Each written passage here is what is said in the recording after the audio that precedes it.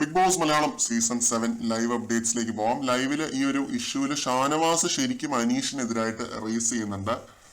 ഷാനവാസ് നല്ല രീതിയിൽ തന്നെ അനീഷിനെതിരായിട്ട് സംസാരിക്കുന്നുണ്ട്. ഉച്ചയ്ക്ക് സാബുമാന് കൂടുതൽ കിട്ടിയെന്ന് പറഞ്ഞ് നീ ആ ഒരു ഇഷ്യൂ അവിടെ ക്ലോസ് ചെയ്തു, നീ ഒന്നും പറഞ്ഞില്ല, അനുമോളുടെ പക്ഷം പിടിച്ച് നീ നിന്നു, പക്ഷെ എല്ലാ കാര്യത്തിലും അങ്ങനെ പറ്റില്ല അനീഷ് എന്നൊക്കെ പറഞ്ഞിട്ട് അനീഷിന്റെ മണ്ടയ്ക്ക് കയറുന്നുണ്ട്.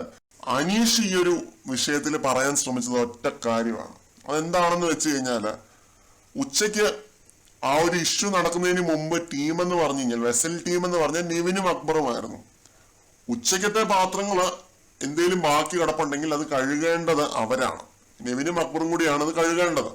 ആ ഒരു ഇഷ്യൂവിന് ശേഷമാണ് അനുമോളെ വെസൽ ടീമിലേക്ക് ഇട്ട് നെവിനെ കിച്ചൺ ടീമിലേക്ക് നൂറ മാറ്റിയത്, ക്യാപ്റ്റനായിട്ടുള്ള നൂറ മാറ്റിയത്.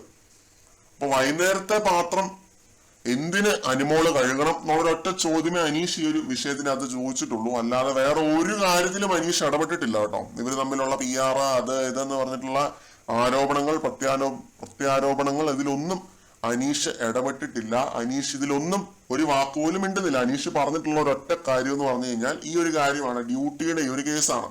ഇപ്പോഴും ലൈവിൽ അനുമോൾ ഇരുന്ന് ബ്രേക്ക് ഡൗൺ ആവുന്ന ഫുൾ അനീഷ് ഇരുന്ന് കേൾക്കുന്നുണ്ട്. ഈ ഒരു വിഷയത്തിൽ സത്യമായിട്ടും എനിക്ക് ആദിലയുടെയും നൂറയുടെയും പിന്നെ അനുമോളുടെ ആരുടെയും ഭാഗത്ത് ന്യായം ഉള്ളതായിട്ട് തോന്നുന്നില്ല എന്നുള്ളതാണ് സത്യം. രണ്ടു കൂട്ടരുടെയും ഭാഗത്ത് ന്യായം ഉള്ളതായിട്ട് തോന്നുന്നില്ല.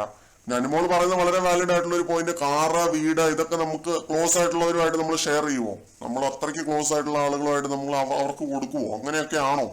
എന്തൊക്കെയാണ് ഈ പിള്ളേർ പറയുന്നതെന്നാണ് അനുമോൾ ചോദിക്കുന്നത്. അതൊക്കെ കറക്റ്റ് ചോദ്യങ്ങളാണ് കേട്ടോ. പിന്നെ പറയുന്ന ഒരു കാര്യം, 16 ലക്ഷം രൂപ ഉണ്ടായിരുന്നു, ഞാൻ അതിന്റെ കടം വീട്ടത്തില്ലായിരുന്നോ, ഇവിടെ വരേണ്ട വല്ല കാര്യം ഉണ്ടായിരുന്നു എന്നൊക്കെ പറഞ്ഞ് അനീഷിന്റെ അടുത്ത് നല്ലപോലെ ഇരുന്ന് ബ്രേക്ക് ഡൗൺ ആവുന്നുണ്ട്.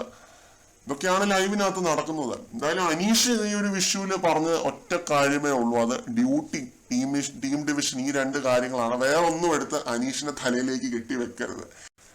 അനുമോളിരുന്ന് ബ്രേക്ക് ഡൗൺ ആവുന്നത് ഫുൾ അനീഷ് ഇരുന്ന് കേൾക്കുന്നുണ്ട് കേട്ടോ. അത് ആ മനുഷ്യന്റെ ഒരു ക്വാളിറ്റിയാണ്, നല്ല വശമാണ്, നല്ല ഒരു ക്വാളിറ്റി ആണ് അനീഷ് അവിടെ കാണിക്കുന്നത്. ആര് ബ്രേക്ക് ഡൗൺ ആയാലും, കഴിഞ്ഞ ആഴ്ച നമ്മൾ കണ്ടതാണ്, ആര്യം ബ്രേക്ക് ഡൗൺ ആയപ്പോൾ അനീഷ് ഇതേപോലെ തന്നെ ഇരുന്ന് കേട്ടിരുന്നു.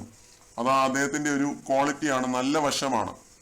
പിന്നെ ഈ ഒരു കിച്ചണിലെ ഈ ഒരു വഴക്ക് എന്ന് വെച്ചാൽ വെസൽ ഡ്യൂട്ടിയുടെ പേരിലുള്ള ഈ ഒരു പ്രശ്നം, അത് അനീഷ് പറയുന്നതിൽ കുറെയൊക്കെ സത്യം ഉണ്ടായിരിക്കാം. എനിക്ക് അതിനെപ്പറ്റി കൃത്യമായിട്ട് അറിയില്ല.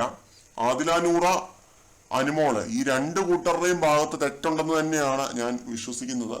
കൃത്യമായിട്ട് അനുമോൾക്ക് കമ്മ്യൂണിക്കേറ്റ് ചെയ്യാമായിരുന്നു. അങ്ങനെ ഒരു ഡയലോഗ് അടിക്കാതെ കൃത്യമായിട്ട് കമ്മ്യൂണിക്കേറ്റ് ചെയ്യാമായിരുന്നു. ഞാൻ വൈകുന്നേരമേ കഴുകി വെക്കത്തുള്ളൂ, രാത്രി ഫുൾ ഒരുപാട് പാത്രങ്ങൾ അക്യുമുലേറ്റ് ആകുമ്പോൾ ഞാൻ കഴുകി വെച്ചോളാം എന്ന് പറഞ്ഞാൽ മാത്രം മതിയായിരുന്നു. അവിടെ കറക്റ്റായിട്ട് അനുമോൾ കമ്മ്യൂണിക്കേറ്റ് ചെയ്തിട്ടില്ല. പിന്നെ ആദിലാനൂറയാണെങ്കിലും പ്രവോക്കായിട്ട് കുറെ കാര്യങ്ങൾ അങ്ങോട്ട് പറയുന്നുണ്ട്. അപ്പോൾ ഇതൊക്കെയാണ് എനിക്ക് തോന്നുന്നത് കേട്ടോ. കൂടുതൽ ലൈവ് അപ്ഡേറ്റുകളുമായിട്ട് വീണ്ടും